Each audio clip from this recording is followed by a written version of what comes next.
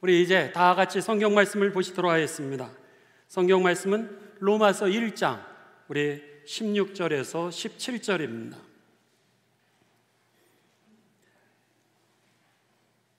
삼부 예배 시간에는 여러분 이런 영화를 4개나 본다고 합니다. 그러니까 많이 오십시오. 우리 로마서 1장 우리 16절 17절입니다.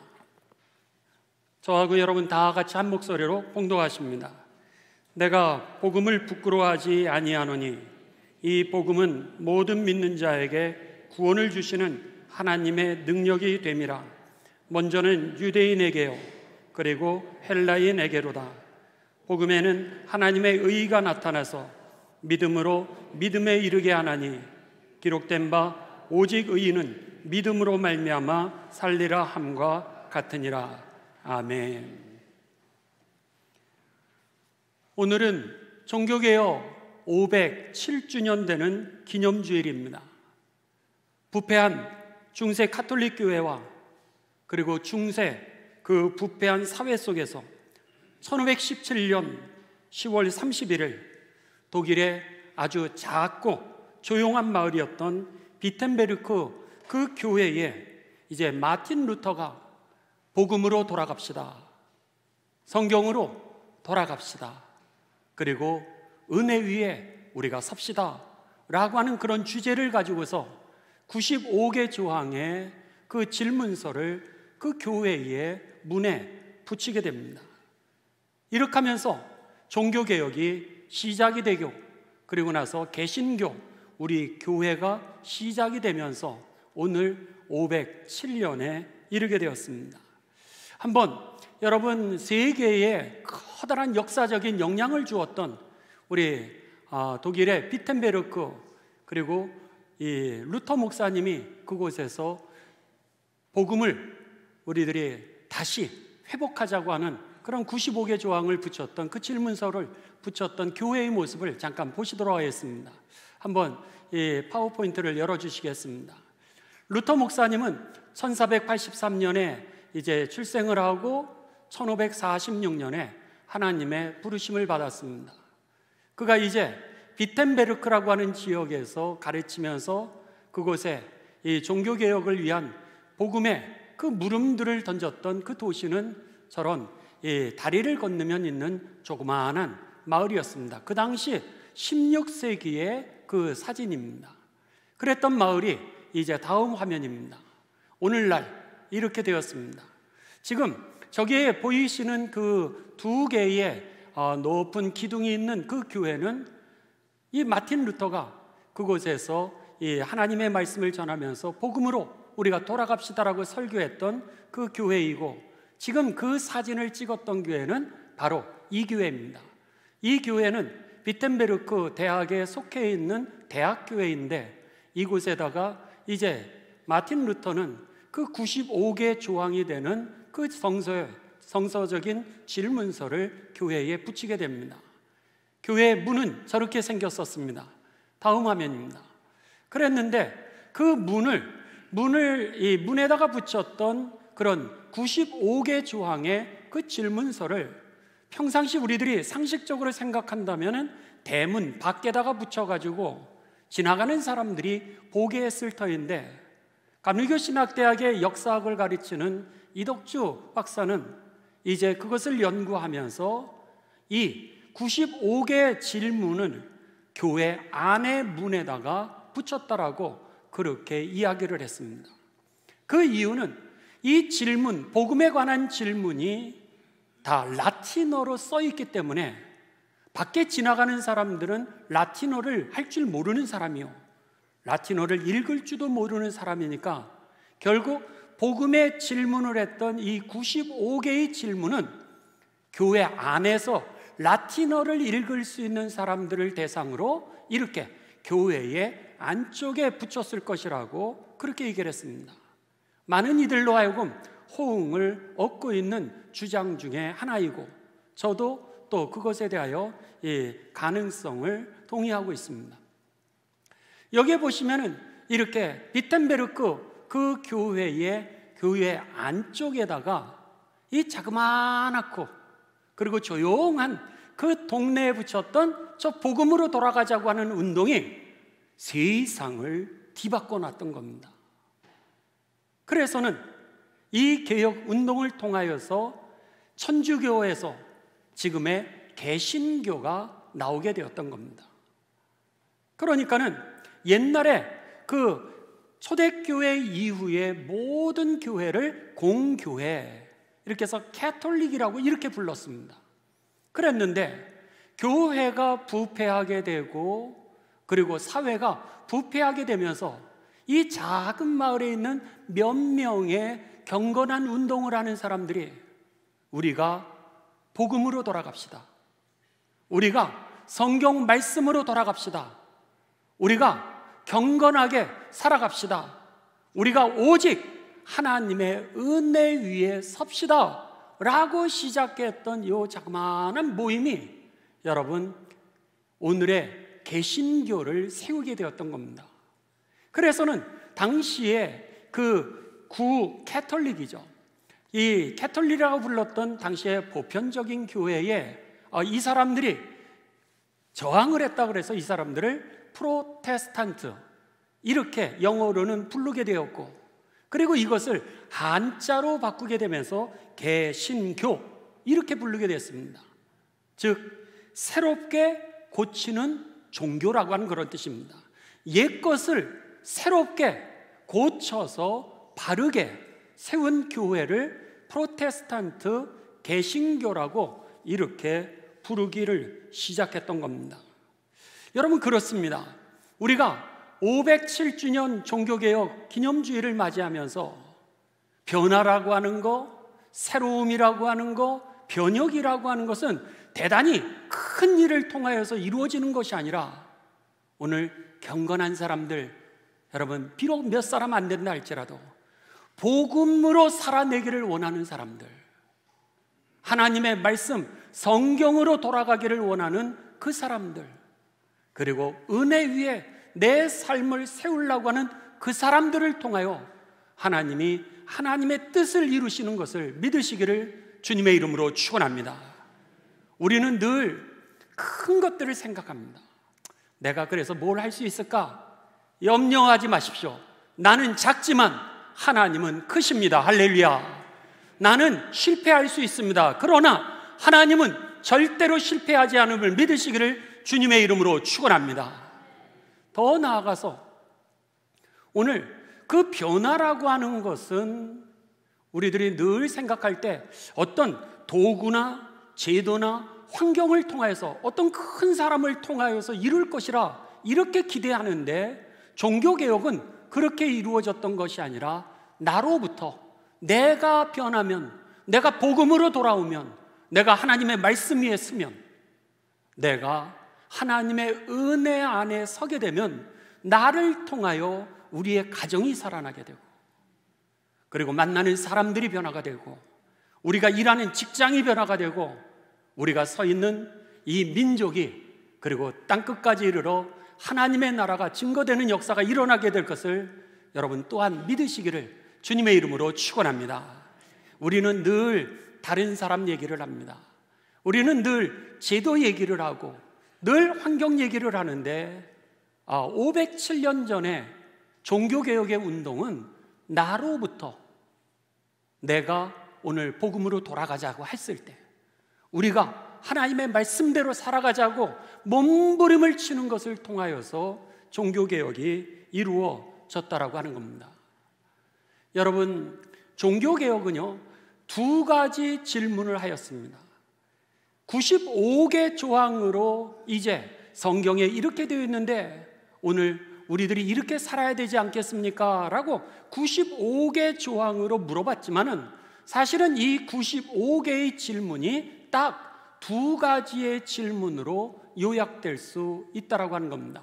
첫째는 누가 우리를 죄에서 구원할 수 있는 겁니까? 라고 하는 겁니다. 누가 우리를 죄에서 구원해 주실 수 있습니까? 두 번째 질문은 어떻게 우리의 죄를 사해 주실 수 있습니까? 어떻게 우리의 죄가 사함을 받을 수 있는지, 누가 우리를 죄에서 구원해 줄 수 있는지, 누구와 그 방법에 대한 질문이 바로 95개 조항의 질문이었다라고 하는 겁니다. 그 질문에 대한 대답이 바로 오늘 본문 말씀 로마서 1장 16절에서 17절입니다. 그래서는 종교개혁의 핵심 성경은 로마서였고, 로마서 안에 핵심 성경 구절은 바로 로마서 1장 17절에서 18절로 이 두 구절을 통하여 95개 조항의 그 문제들의 해답을 제시하고 있었다라고 하는 겁니다. 그렇다면 우리가 다 같이 종교개혁의 첫 번째 질문, 누가 우리를 죄에서 구원할 수 있습니까? 이것에 대하여 성경 말씀을 하나하나 보도록 하겠습니다. 16절입니다. 내가 복음을 부끄러워하지 아니하노니 이 복음은 모든 믿는 자에게 구원을 주시는 하나님의 능력이 됨이라. 먼저는 유대인에게요, 그리고 헬라인에게로다. 아멘. 여기 보시면 바울이 이렇게 얘기합니다. 내가 복음을 부끄러워하지 아니하노니, 그러면서 이 복음이 무엇인지를 이제 이 앞에서 이야기하게 되는데, 아무튼 이 복음이라고 하는 건 좋은 소식, 복된 소식 아니겠습니까? 굿뉴스라고 하는 뜻입니다. 이 좋은 소식이 우리들로 내가 부끄러워하지 않는데, 그 이유는 이 좋은 소식, 복음이라고 하는 것이 모든 믿는 사람들에게 구원을 가져다 주시는 능력이라고. 모든 사람을 다 구원한다는 거예요. 그런데 어떤 사람들이냐? 유대인이나 헬라인이나, 이것은 모든 사람들을 얘기하는 겁니다. 마치 제가 군인이었을 때는, 여러분, 세상은 두 종류의 사람이 있다고 하지 않습니까? 군인 아니면 민간인, 이렇게 되는 겁니다. 군인 아니면 민간인, 우리나라 사람 아니면 다른 나라 사람, 이렇게 하는 것처럼 유대인과 이방인을 표현할 때 이렇게 오늘 유대인과 헬라인이라고 표현을 했던 겁니다. 부자든 상관이 없습니다. 가난하든 상관없다는 거예요. 그 사람이 몸이 아프든 건강하든 상관이 없다는 거예요. 복음은 오늘 모든 믿는 자를 구원하시는 하나님의 능력이라는 거예요. 할렐루야. 그렇다면 복음이 뭔지를 알아야 됩니다. 그랬을 때 로마서 1장 2절과 3절과 4절에 보면 이렇게 되어 있습니다. 복음은, 그렇게 하면서 4절 맨 끝에 뭐라면 예수 그리스도시라.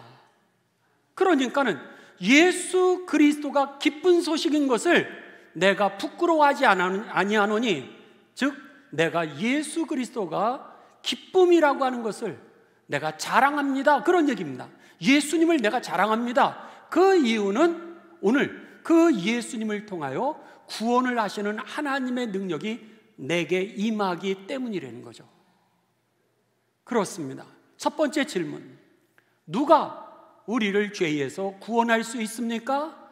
그것은 바로 예수 그리스도라고 하는 것이 종교개혁의 핵심이요, 복음의 핵심임을 믿으시기를 주님의 이름으로 축원합니다. 그래서는 왜 이 예수 그리스도가 모든 사람을 구원하시는 능력인가? 이것에 대하여 성경은 구구절절히 우리들에게 가르쳐주고 있습니다.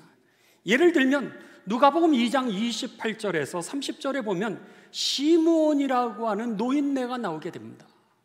그랬는데 성경은 그에 대해서 뭐라고 기록하고 있냐면, 예루살렘에 시므온이라고 하는 사람이 있는데 이스라엘의 위로를 기다리는 자라 그랬습니다. 어떤 이유인지는 모르겠습니다. 그렇지만 위로를 기다리는 노인네라는 거예요.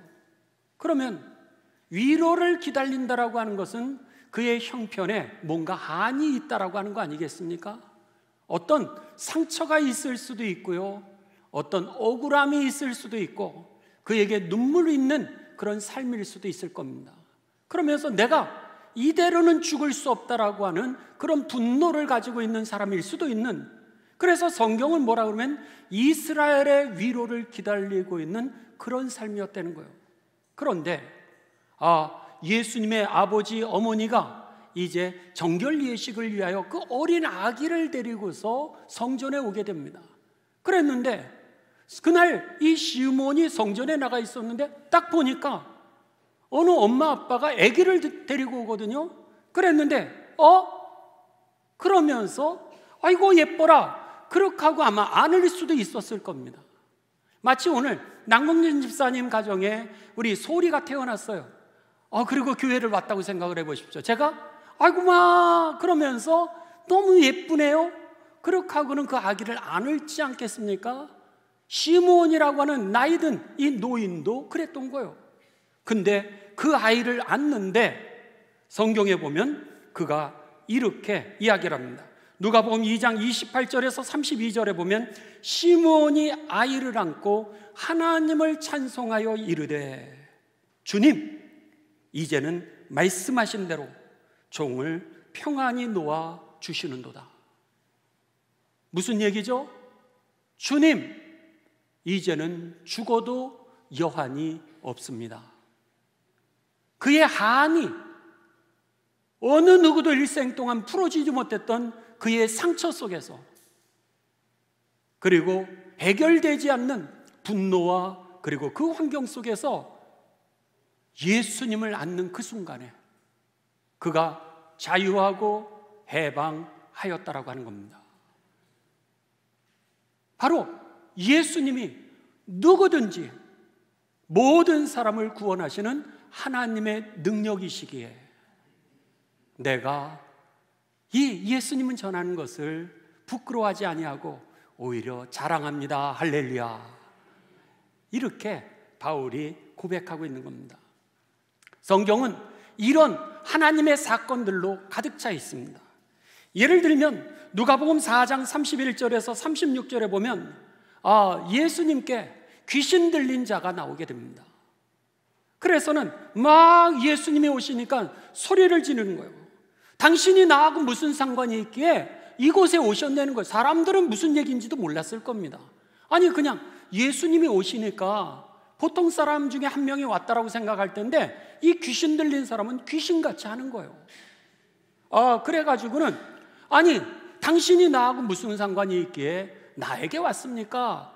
이렇게 얘기하니까 예수님께서 뭐라 그러시면 그를 꾸짖었다라고 했습니다. 누가복음 4장 35절에 보면 예수께서 꾸짖어 이르시되 잠잠해라 이렇게 말씀하시는 거예요. 잠잠해라. 그리고 나서는 그 사람에게서 나오라 이렇게 말씀해요. 잠잠하라 나와라. 그랬더니 귀신이 이 사람을 갖다가 그냥 엎어버리고 말았습니다. 거꾸로 틀렸다는 거예요. 성경에. 그랬는데 놀라운 것은 그렇게 되면서 귀신은 나왔는데 그럼 그 사람은 어떻게 되는 거예요? 완전히 거꾸로 틀렸으니까 상해야 되는데 그 사람은 하나도 상하지 아니하였더라. 할렐루야. 그렇죠? 그분이 바로 우리가 믿는 예수 그리스도십니다. 안전하지 않은데도 불구하고 우리를 안전하게 지켜주시는 분. 오늘 우리들의 삶을 여러분 귀신이 정상적으로 살아가지 못하게 하는 그런 환경 속에서도 귀신을 떠나게 하시고 우리의 삶을 지켜주시는 분이 바로 우리가 믿는 예수 그리스도이심을 믿으시기를 주님의 이름으로 축원합니다. 지금 이 얘기를 하는 겁니다. 종교교역의 첫 번째 핵심은 뭐였냐면 그 당시에 로마 가톨릭이 이제 종교 전쟁을 했습니다. 십자군 전쟁으로 인하여서 많은 경제적인 손실이 오게 되고 그리고 교회들이 무너지게 되고 사회적인 어려움을 겪게 되었습니다. 그렇게 되자 로마 가톨릭이 이것을 만회하고 회복시키기 위하여서 이제 이 면죄부 여기에는 여러분들 이것을 사시면은 산 만큼 여러분들의 죄가 용서함 받고 그리고 예수님을 믿지 않았던 사람들까지도 많이 사면은 그 사람들이 죄 사함을 받아서 지옥에서 천국 가고 그리고 우리들이 천국에서 상급을 더 많이 받게 될 거라고 하는 그렇게 교회가 타락한 모습으로 사람들에게 면죄부를 판매하고 있었습니다. 마틴 루터는 95개 조항을 통하여서 묻는 거예요. 성경에는 그렇게 되지 않는데 누가 우리를 죄에서 구원할 수 있는 겁니까? 정말로 면죄부를 우리가 많이 산다라 그래서 구원을 받는 겁니까? 정말 우리가 면죄부, 당신들에게 돈을 줘서 샀던 이 면죄부는 지옥에 간 사람도 천국으로 옮겨주는 겁니까? 아니면 이것을 많이 샀다라 그래서 천국의 상급이 우리들에게 그렇게 커지는 겁니까? 성경 어디에 그런 게 나와 있습니까? 그러면서 성경으로 돌아가자라고 하는 운동과 더불어서 오늘 누가 우리를 구원할 수 있습니까? 이렇게 물었던 것이죠. 오직 예수 그리스도 한 분만이 상황과 조건을 뛰어넘어 오늘 모든 믿는 자에게 구원을 주시는 능력이라고 하는 것이 저와 여러분에게 확실하게 여러분 고백되어지게 되시기를 주님의 이름으로 축원합니다.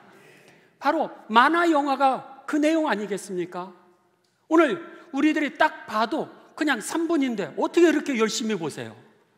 근데 인도의 3억 7천만 아이들이 아직 복음의 소식을 듣지도 못했다라고 하는 겁니다. 그렇게 많은 이 어린아이들이 그 인구가 예수님에 대해서 듣지를 못했다면 여러분 3분짜리도 여러분들이 이렇게 집중해서 볼 정도라면 어린아이들에게 천국이라고 하는 것을 가르쳐주는 방법, 그리고 어떻게 우리가 죄를 이기고 그 천국에 가고 지옥 가지 않는 방법을 가르쳐주는 것, 바로 예수 그리스도를 가르쳐주는 것이죠. 그를 애들이 막 좋아하고 어른도 좋아하니 애들은 오죽 좋아하겠습니까? 정말 여러분 우리 교회가 자랑스럽습니다. 할렐루야. 오늘 우리들이 첫 번째 이 질문에서 하는 대답은 누가 우리를 구원하느냐? 바로 예수 그리스도만이 우리의 죄에서 우리를 구원하실 수 있다라고 하는 겁니다. 마지막으로 여러분 두 번째 질문입니다. 두 번째 질문, 어떻게 그렇다면은 우리의 죄의 문제가 해결되는 겁니까? 예수님이 우리를 구원하신다면 예수님이 어떻게 내 안에 죄의 문제를 해결해 주시고 그리고 우리가 구원에 이르러 생명 영생을 얻고 천국에 들어갈 수 있는 겁니까? 라고 하는 질문이었던 겁니다. 이것에 대한 대답이 로마서 1장 17절입니다. 자, 17절 우리 다 같이 여러분 봉독하십니다. 시작. 복음에는 하나님의 의가 나타나서 믿음으로 믿음에 이르게 하나니 기록된 바 오직 의인은 믿음으로 말미암아 살리라 함과 같으니라. 아멘. 복음에는 예수 그리스도에게는 하나님의 의가 나타나서 의, justice 혹은 righteousness, 오늘 하나님 앞에 나를 바로 쓰게 하는 능력이 나오게 된다는 거예요. 그게 뭐예요? 죄 사함의 능력이죠. 그러니까 죄 때문에 우리가 하나님 앞에 바로 서지를 못하는데 예수 그리스도를 통하여 죄를 사해 주는 권세가 임하게 된다는 거예요. 그리고 나서 믿음으로 인하여 그것을 받아들임으로 인하여서 믿음에 이르게 하나니 구원에 이르게 안 되는 거예요. 믿는 자가 구원에 이르게 하시는 하나님의 능력이었던 것이죠. 그래서 여러분 오늘 누구든지 오늘 저를 믿는 자마다 망하지 않고 그에겐 뭐요? 죄의 문제가 해결이 된 거예요. 그 다음에 믿음에 이르게 하나니 영생에 이르느니라. 할렐루야. 그러니까는 예수님의 놀라운 십자가의 보혈이 오늘 내게 임하게 되면서 하나님이 내 죄 사함을 허락해 주시고 죄의 문제가 해결이 되었던 거예요. 그래서 하나님 나라에 받을 만한 그 생명이 나에게 주어지는 겁니다. 그러면서 어떻게 돼요? 그 믿음이, 예수님을 믿는 그 믿음이 나를 영생에 이르게 하는 그 믿음이 되게 했던 거죠.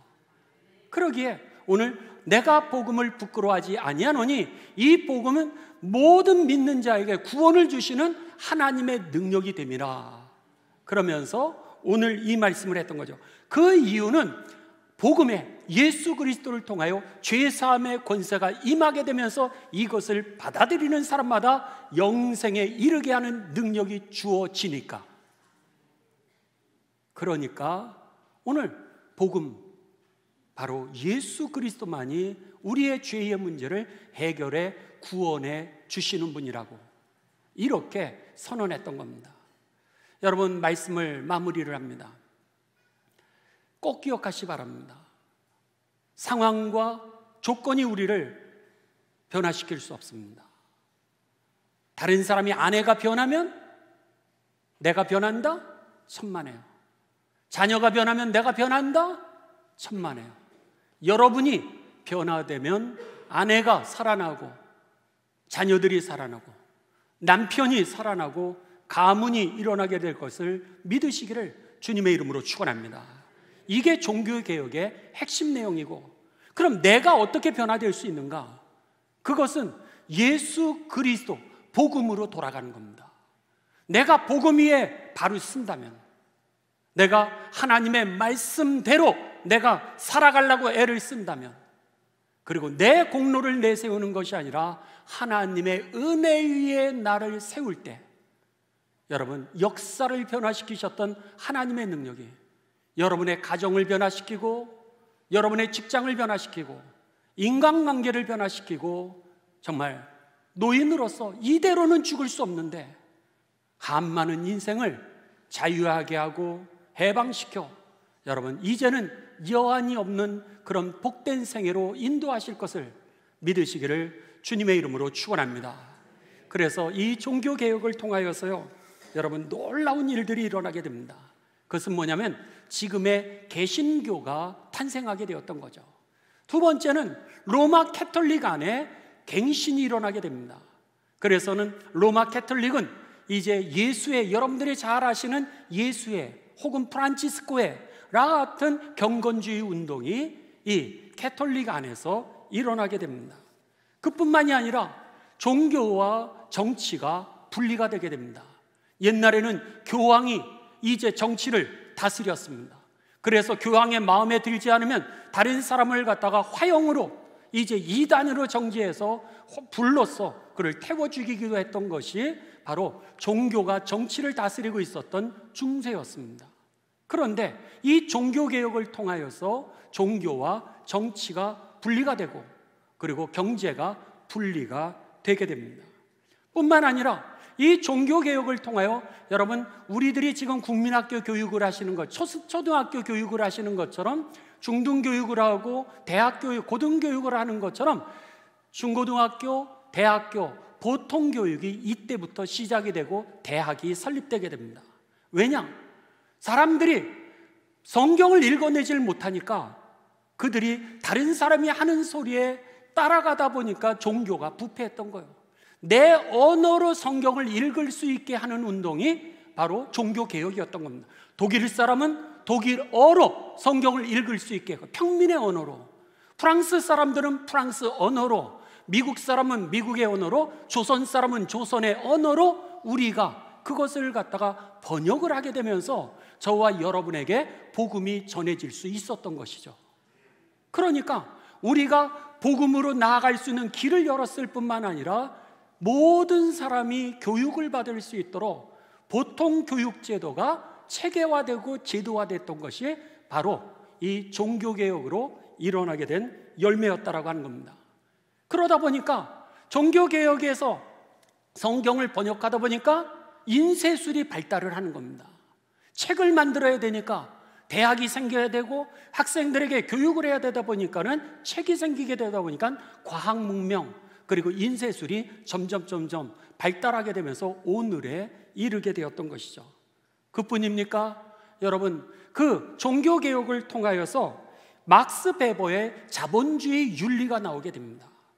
점점 극대화되고 있는 이 자본주의 속에서 너무 빈익빈 부익부 속에서 갈등하고, 그리고 계급사회가 되면서 귀족들이 모두 다 돈 없는 사람들을 갖다가 노예로 취급하고 있는 그런 자본주의 시장에 무엇이 그리스도인의 윤리인지, 자본주의 윤리에 대해서, 그리고 노동하는 사람들의 노동 윤리에 대해서, 그리고 어떻게 우리가 이 자본주의 세상에서 경건하게 살면서 금욕생활과 그리고 이 사회를 오늘 하나님의 나라로 이끌어갈 수 있는 그런 윤리들이 바로 여러분 종교개혁을 통하여서 이제 세상에 알려지게 되고 그리고 우리가 알게 되었던 것입니다.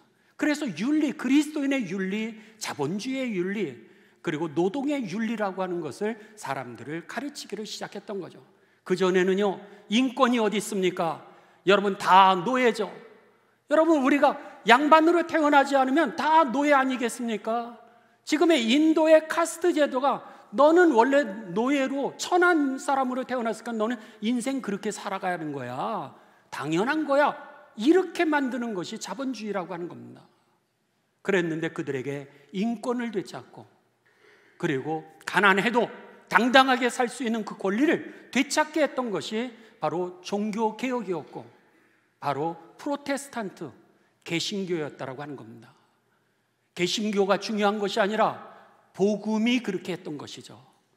그러기에 여러분 우리가 종교개혁주의를 맞이해서 오늘 우리 성찬을 하실 터인데, 주님 내가 복음으로 돌아가게 하여 주옵소서. 내가 말씀으로 돌아가게 하여 주옵소서. 내가 경건한 삶을 회복하게 하여 주셔서 내가 변할 뿐만 아니라 변화시키는 하나님의 역사, 교회의 미래, 가정의 미래가 되게 하여 주옵소서. 기도하시는 가운데 지금 이 시간 나에게 주시는 하나님의 말씀으로 받는 가운데 거듭나는 이 예배가 되시기를 주님의 이름으로 축원합니다. 함께 기도하시겠습니다. 하나님 감사를 드립니다. 종교개혁 507주년을 맞이하여서 그 종교개혁을 통하여 이 역사 가운데 우리에게 계시해 주시는 하나님의 음성을 듣게 하여 주시오니 감사를 드립니다. 복음으로 돌아가게 하여 주옵소서. 말씀으로 돌아가게 하여 주시옵소서. 경건한 삶이 회복되게 하여 주시어서 우리를 통하여 이루시는 놀라운 하나님의 역사를 목도할 수 있는 거룩한 증인 되게 하여 주시옵고 그 축복을 길이길이 누리는 후회 없는 우리들의 생애가 되게 하여 주옵소서. 예수님의 거룩하신 이름을 받들어 기도드리옵나이다. 아멘.